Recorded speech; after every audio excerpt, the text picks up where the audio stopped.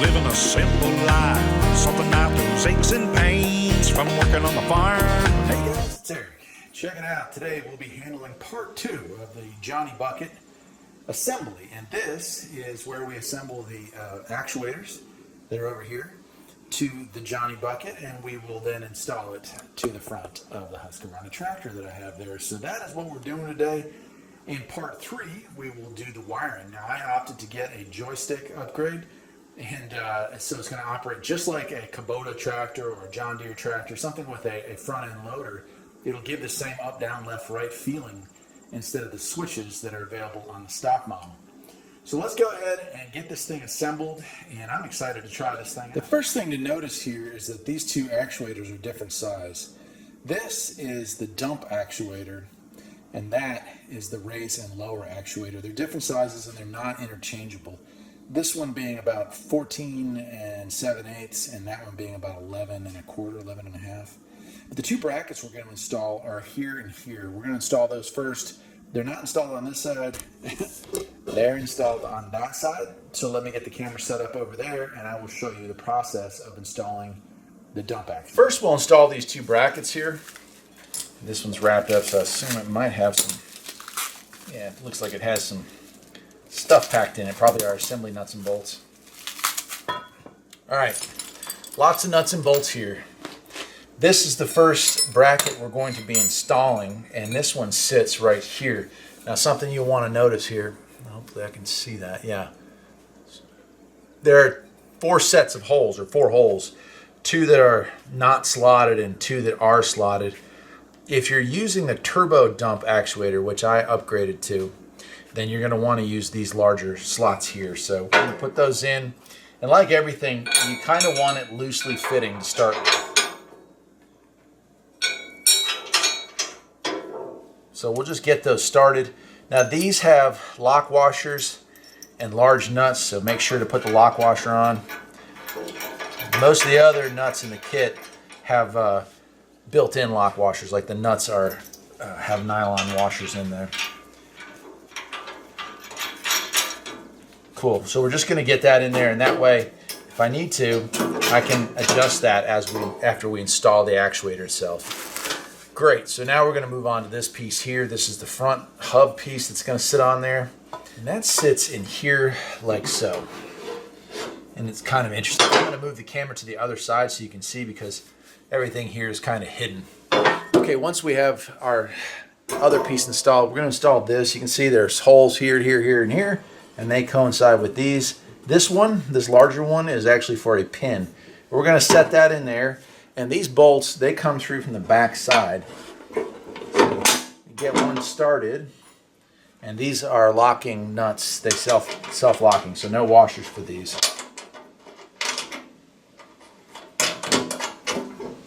And again, wait till you get everything started before tightening everything down, or you'll run into assembly issues later on.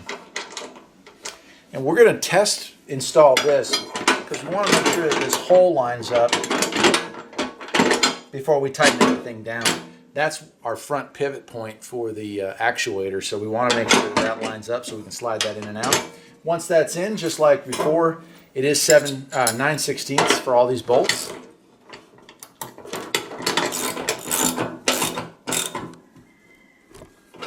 Once everything's tight, make sure that your pin still slides in and out. And this one does, so we are good to go. Okay, for this next part, we're going to take this pin out, and this is kind of going to be a dance. But we have these 2 washers here. These are just plastic or nylon washers. And there's different sizes. You can see this one's much bigger. Well, the bigger one is going to go back here, and the smaller ones are going to straddle this up front. So we have to start our bolt. I'm going to try to show this. I hope it comes out.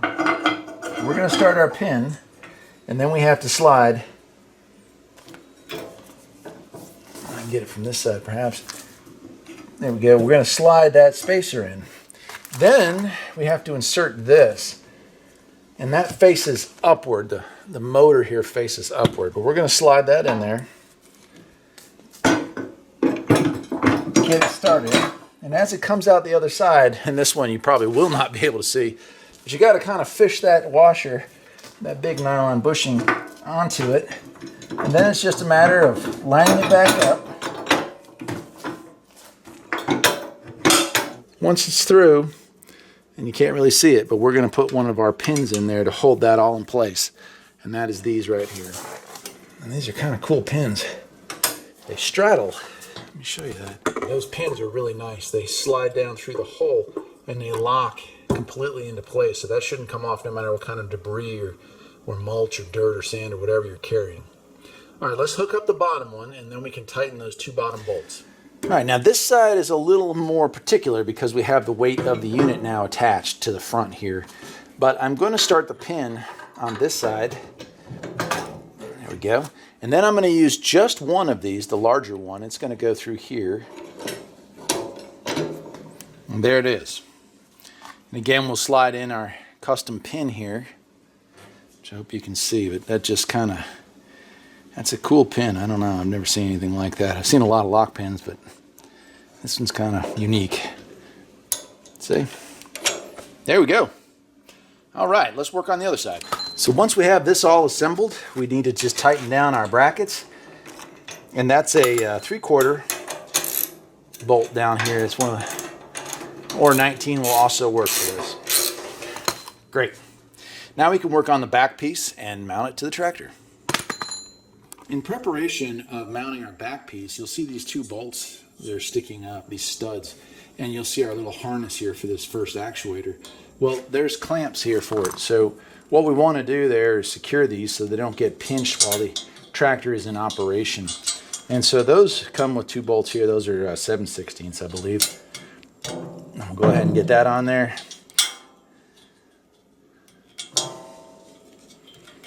And tighten that one down. Great. Now the kit also comes with an extension harness because this wire is going to be longer. It's going to go off screen here into the main assembly. So I'll go ahead and get that out and we'll hook that up as well. And that lives right here. We plug those two together like so until it snaps. And then it does include a second spot to crimp that down and hold on to it. So we will do the same with that one. There we go. Now we're ready to work on this back bracket here. All right, here we are with the main bracket, and I've got the manual out here because this one is kind of precise. It's saying you need a tape measure, and because you need this tape measure is because you need to screw this thing out. So as long as it's unplugged, that's not hazardous. It's not something I would recommend doing while it's plugged in, but you're going to just twist it, and it is going to unscrew that cylinder, and you want to measure it out till it is 4.5 inches from the base to the tip here. So I'm going to unscrew it some and I'll measure it, and then we'll check it, and probably have to do that 2 or 3 times just to get it right, but let's see. That looks close. Let's see what we got. Now that's 3.5.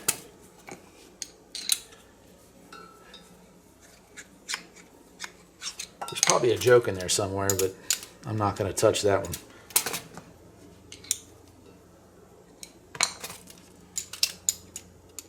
Four and a half. All right.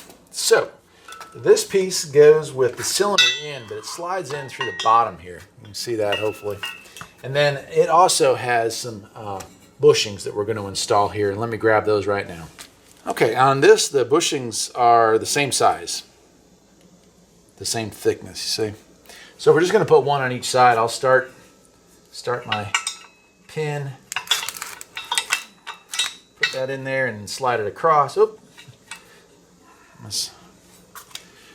Hopefully you can see that. I'll kind of try to lean it up a little bit, but got that in there. I'm going to slide the second one in if I can.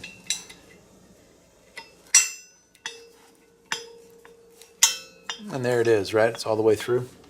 And then we have a pin that goes in there, and that is this conventional styro cotter pin right here. We slide that in. And it sits like that.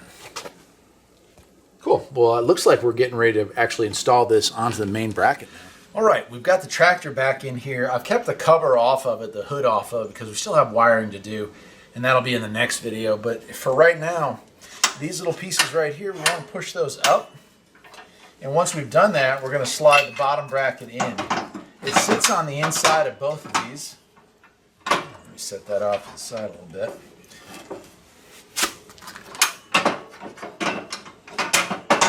Like so. Once that's in there, we have one last pin, and we'll pull up a little bit. We've got to line our hole up. And then, we'll go from this side. Slide our pin through like so. And now the entire bracket is actually off the ground. So again, I'll put cotter pin in there.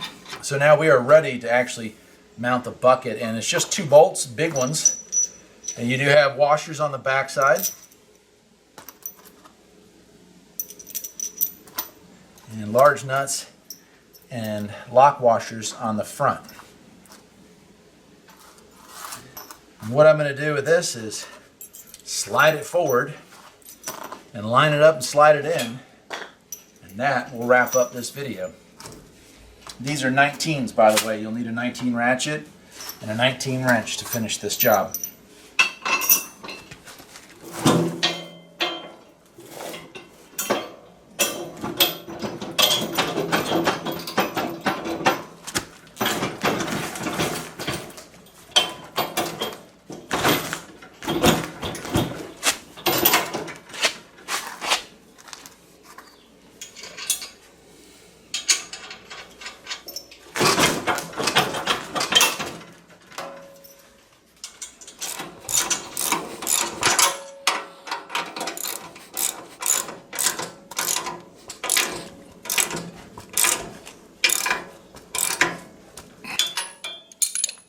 Perfect.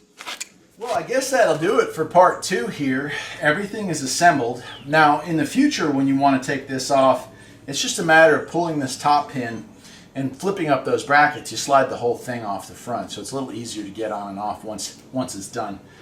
Now, in the next video, I will show you how to wire up the joystick for this so that we can operate this in all the modes. And, of course, we'll test it out and see how well it works. I'll see you next time, my friends. Take care.